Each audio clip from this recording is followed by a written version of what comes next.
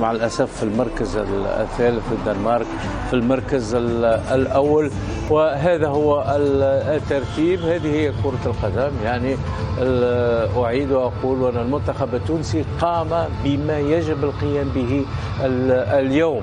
الانتصار هو انتصار رائع وانتصار ممتاز. أعيد وأكرر وأقول مبروك لتونس بهذا الانتصار. هارد لك. للأسف في المركز الثالث الدنمارك في المركز الأول، وهذا هو الترتيب. هذه هي كرة القدم. يعني أعيد وأقول أن المنتخب التونسي قام بما يجب القيام به اليوم. الانتصار هو انتصار رائع وانتصار ممتاز. أعيد وأكرر وأقول مبروك لتونس بهذا الانتصار. هارد لك على الترشح.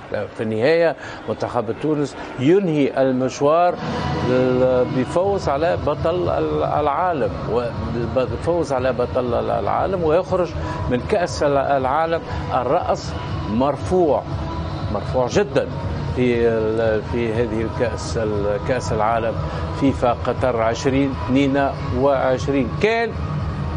كان بإمكان، لكن بعد تدخل فيها حسابات إلى غير ذلك، فتعقدت الأمور من مباراة أستراليا. يعني منتخب تونس لو تعادل مع أستراليا فاز اليوم على فرنسا كان يكون مع فرنسا في الدور الثاني. من سوء الحظ لأنه فعلا منتخب لديه ردة فعل قوية على الصعيد الذهني بعد الانتقادات اللاذعة التي رأيناها، واليوم ردوا الفعل وأجابوا على المنتقدين. هذه يثبت القوة الذهنية.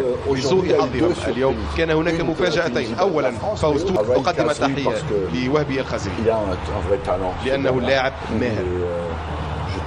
هذا لاعب موهوب للغاية، واليوم انتظرناه سجل الهدف المطلوب. إذا تهانينا لهذا اللاعب ولكل اللاعبين التونسيين. لا أرى أي لاعب تونسي اليوم لم يقدم كل ما لديه. لما تلعب بثلاثة ولا ضد أستراليا بصراحة اليوم أفضل لاعبين شكون؟ كشريدة والخزري اللي ما لعبوش ضد أستراليا. لما تلعب بثلاثة مدافعين المفروض تلعب بكشريدة واللاعب معلول. والخزري اليوم شاهدناه اللاعب هذا يقدم مباراة كبيرة، حتى لو بقى ممكن كنا نسجل الهدف الثاني، لأنه اليوم يلعب دور كبير. تعب المدافعين خصوصا يخرج مدافعين ما يتبعوش. شاهدنا في الهدف، كان نشوف الهدف اللي يسجله الخزري في الكرة هذه، افتكاك الكرة.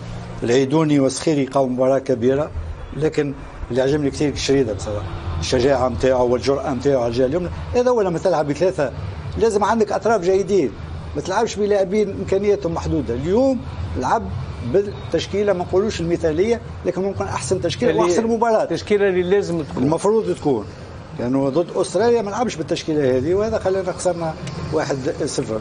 لكن الخزري تواجد الخزري اعطى اهميه. لكن انا بالنسبه لنا كشريده اليوم كشريده كل رجل المباراه، لانه يعني اولا اللياقه البدنيه نتاعو العاليه، فنيا لاعب ممتاز امكانيات كبيره، وتعب كامافينجا على الجهه اليسرى اللاعب اللي في ريال مدريد، والجرأه نتاعو والشخصيه نتاعو.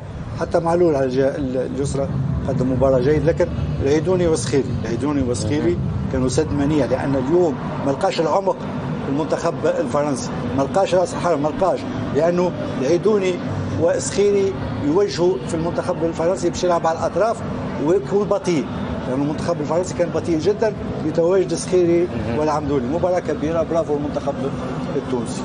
دكتور، طبعا نكرر المباركة لنا جميعا وللمنتخب التونسي وأيضا للشعب التونسي، وهارد لك للتأهل يعني. لكن هو الأفضل خروج قد يكون على الأقل ينسي الجماهير وينسي المتابعين المباراتين التي حصلت، تحديدا مباراة استراليا.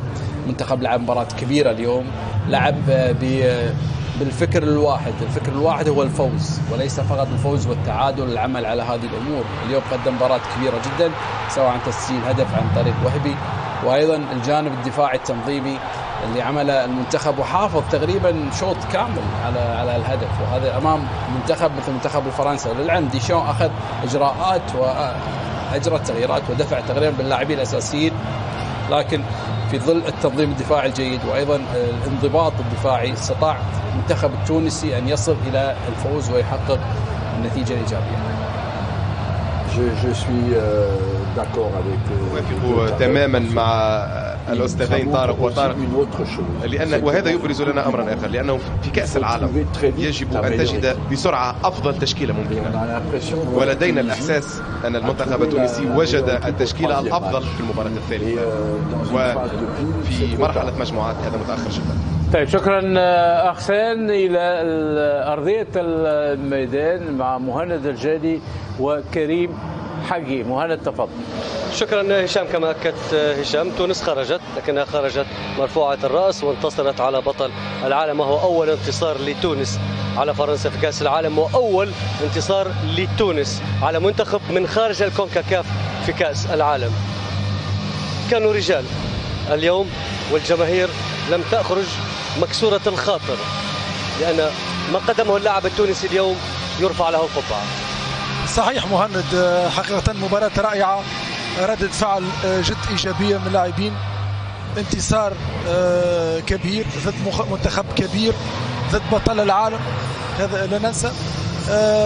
لما تكون منظم، لما تكون يعني موجود في الثنائيات وعندك الرغبة في الانتصار والرغبة في التفوق على المنافس، فأكيد نشوف معناتها مردود ممتاز، وخاصة تنظيم دفاعي مميز جدا. التغييرات اللي قام بها المدرب في التشكيل يعني هما اللي عملوا الفارق.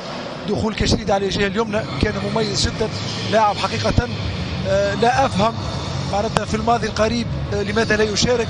كذلك معلول دخوله كان مميز جدا، خاصة لما تكون عندك الكرة، لاعب يتصرف معناتها في الكرة بطريقة جيدة جدا، يعني ينجم يلعب تحت ضغط، وهذا مهم جدا ضد لاعبين ضد منتخب قوي. لايدوني صخيري كان معناتها مميزين للزوز في افتكاك الكرة، في الضغط على وسط ميدان المنتخب الفرنسي. شفنا علامة الهدف، ضغط في وسط الميدان، ثم الخزري بامتياز معناتها يسجل الهدف نتاعو.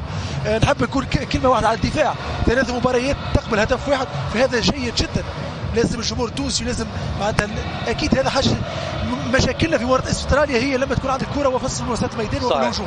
برافو للمنتخب التونسي وللاعبي المنتخب التونسي. تحدث عن وهبي الخزري صاحب الهدف، دعونا نستمع للخزري ماذا قال عبر قنوات بي سبورتس. وهبي Je ne sais pas qu'est-ce que je dois dire là. لا نعرف ما يجب أن نقوله. تهانينا على هذه المباراة أمام أبطال العالم.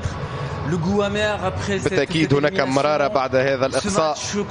المباراة أمام أستراليا ستبقى بالتأكيد في الذهن ولا يمكن هضمها. الكثير من الأسئلة في سؤال واحد، عليك أن ترد كما تريد. سأقول لكم بأن أملي خاب، وأنا لاعب تنافسي أردنا أن نترشح جميعا. قمنا بالمطلوب الليلة، مباراة محاربين دون الكرة، كنا رائعين بالاستحواذ، كنا ممتازين، حصلنا على فرص عديدة كذلك، وهناك خيبة أمل كبيرة جدا في ذهننا لأن الأمر لم يكن بأيدينا. انتظرنا نتيجة المباراة الأخرى، أردنا نتيجة أفضل. هذه هي كرة القدم، ولكن سعيد بما قدمناه اليوم، لأنه كما قلت هناك مجموعة متآزرة متماسكة، جيل ممتاز. انتقدنا كثيرا مؤخرا وهذا من حقهم، لم نكن جيدين في السابق، ولكن اليوم كل شيء يعود إلى المجموعة، لأن المجموعة لم تستسلم وآمنت بنفسها، وأبرزنا أنه في الصعوبة أمام فريق استثنائي قدمنا مباراة رائعة. شكرا لمهند الجالي وشكرا لكريم حقي. هكذا نصل الختام لهذا الاستوديو التحليلي. كل الشكر لأرسن فينجر. شكرا أرسن، وطبعا ان شاء الله نشوفك مرات اخرى في الاستوديو. سأواصل حتى النهايه. اتمنى لك التوفيق مع الفيفا وكل التوفيق في مهامك مع الاتحاد الدولي لكرة القدم. كل الشكر للكابتن طارق ذياب. شكرا هشام. معليش هارد لك. مبروك في نفس الوقت. مبروك وهارد لك. هذا هي الله غالب الله غالب الله غالب الله غالب. بالتونسي نقولوا الله غالب. ألف مبروك للمنتخب التونسي. رسالة من محب إلى رئيس الاتحاد التونسي جلال القادري، مدرب قدم مستوى جيد، لكن المنتخب التونسي يحتاج ويستحق مدرب صاحب خبرات أكبر لقيادته إلى ما هو عليه في السابق، منافس وبقوة في البطولات. منتخب تونس لا يرضينا ولا يرضي الجميع أن يخرج من كأس العالم بهذه الطريقة. نعم المباراة الأخيرة كانت جميلة، لكن لا ننسى المباراتين التي سبقت. شكرا دكتور طارق الجلهمة، شكرا على مشاعرك النبيلة تجاه الكرة التونسية والرياضة التونسية. شكرا أعزائي المشاهدين على حسن المتابعة. كأس العالم متواصلة، كل يوم إثارة، كل يوم حماس، وكل يوم فرجة، فكونوا دائما في الموعد على قنوات بي إن سبورتس. إلى اللقاء.